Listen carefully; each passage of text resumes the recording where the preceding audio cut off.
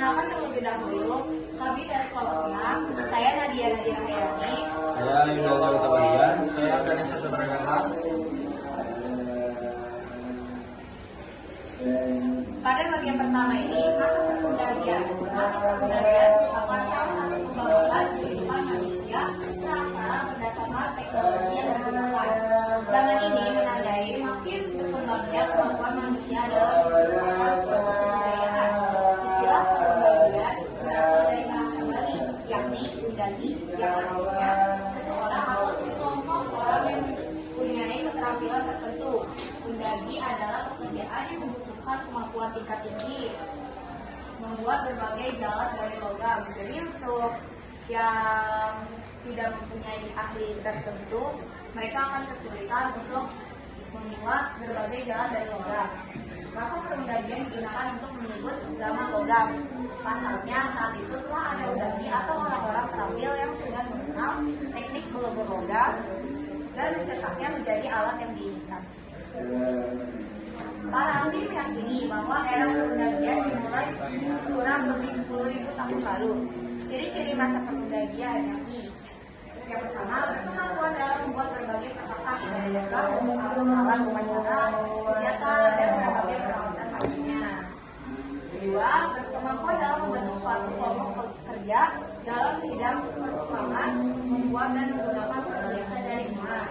Yang ketiga, kemakmuran pada waktu ini itu salah satunya disebabkan oleh perkembangan teknik pertanian yang alat-alat lagi seperti cangkul memiliki kepercayaan animisme dan teknologi. Jadi pada ciri-ciri tersebut yang menyatakan bahwa ada masa perundagian pada masa tersebut.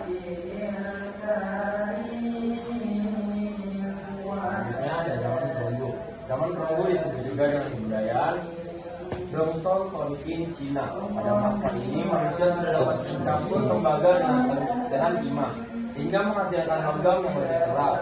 Peninggalan zaman perunggu yang telah ditemukan antara lain kapak corok, disebut juga kapak perunggu, termasuk golongan alat perkakas. Ditemukan di Sumatera Selatan, Jawa, Bali, Sulawesi, Kepulauan Selayar, dan Papua. Yang kedua ada bejana perunggu, ditemukan di Madura dan di Sumatera.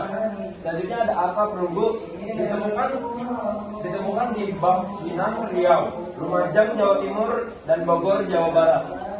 Dan yang terakhir ada nekara perunggu atau mokok, sejenis dandang yang digunakan sebagai mas kawin, ditemukan di Sumatera, Jawa, Bali, Sumbawa,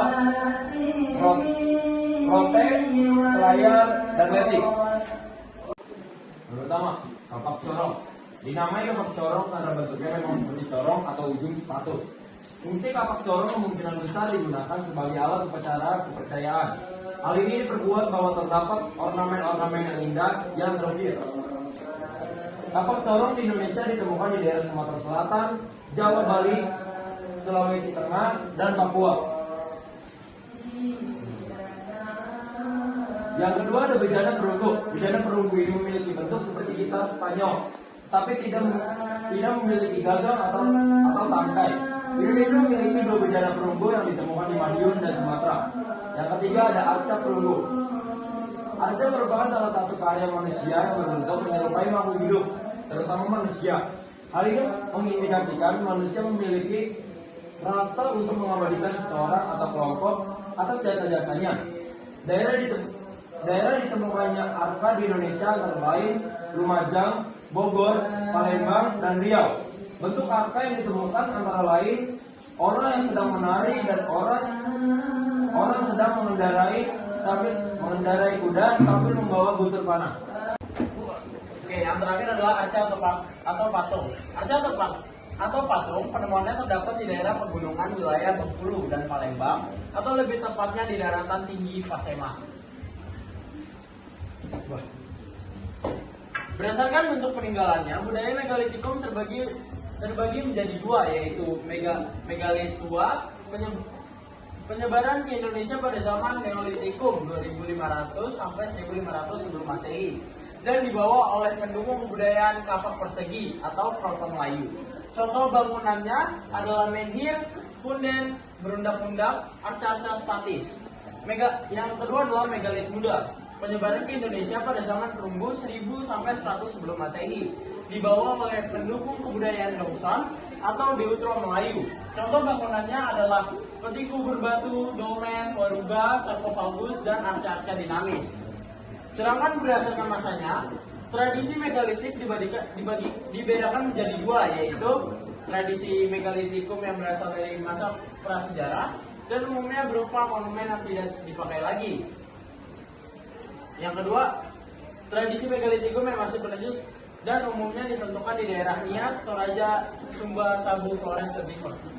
Baik, sampai sini penyampaian materi kami. Bagi yang ingin bertanya, boleh ditunjuk angkat tangan dan berikan nama serta kelompoknya. Saya. Ya, assalamualaikum warahmatullahi wabarakatuh. Waalaikumsalam warahmatullahi wabarakatuh. Saya Rizky Dipraja dari kelompok 1. Izin bertanya, apa sih perbedaan dari masa perundagian dengan masa sebelumnya, itu kayak masa bercocok tanam? Ya, terima kasih. Oke.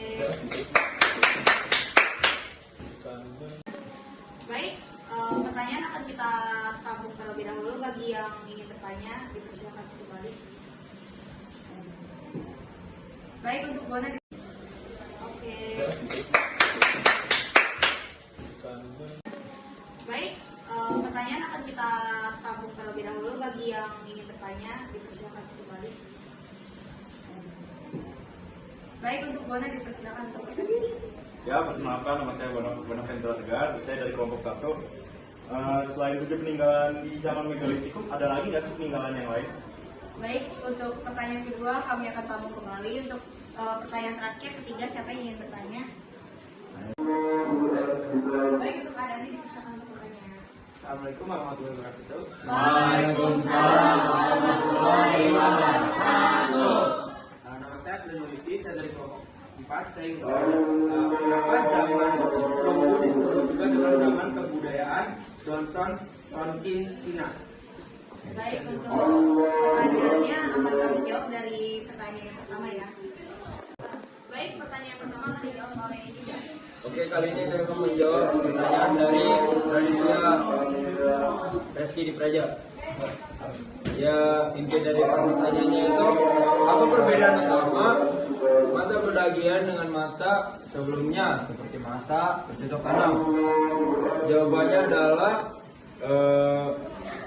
terletak pada kemajuan teknologi, pembagian kerja, dan kehidupan sosial masyarakat.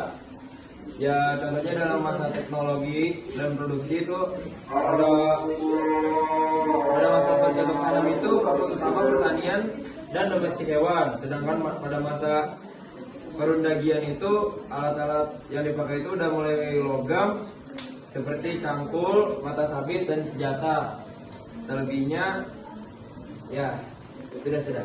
Baik, itu Seperti jawaban itu contohnya. dari Yuda. Apakah cukup? Ya, cukup, terima kasih. Baik, untuk pertanyaan yang kedua, lanjut saja, yaitu pertanyaan yang Bunda Ventura. Yang pertanyaannya itu, selain 7 jenis peninggalan zaman megalitikum, ada lagi yang berbeda. Nah, itu salah satunya ada, yaitu yang bernama moko. Moko adalah neraca, sejenis neraca yang berukuran kecil. Itu ditemukan berasal dari Kabupaten Alor, yaitu Nusa Tenggara Barat. Terima kasih. Oke, selanjutnya saya akan jawab pertanyaan dari Akdani, yaitu kenapa zaman perunggu disebut juga sebagai kebudayaan Dongson Tonkin Cina.